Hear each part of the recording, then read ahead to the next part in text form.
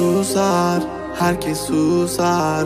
Her yer kural, yıkın duvarları.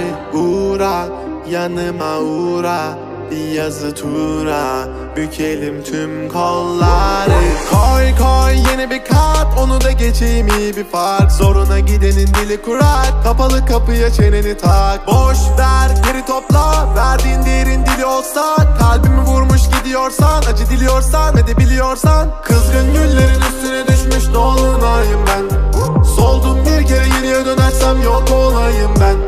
Koştum bir firara, beni ölmezsem yine arar. Kara kış gibiyim sobalara, bizi doldursun odalara. Kızgın güllerin üstüne düşmüş dolunayım ben. Soldum bir kere geriye dönersem yok olayım ben. Koştum bir firara, beni ölmezsem yine arar. Kara kış gibiyim sobalara, bizi doldursun odalara.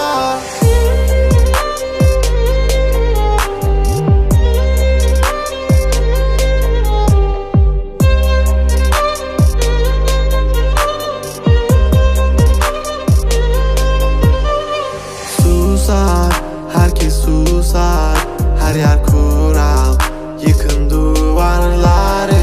Uğra, yanıma uğra, bir yazı tura, bükelim tüm kolları.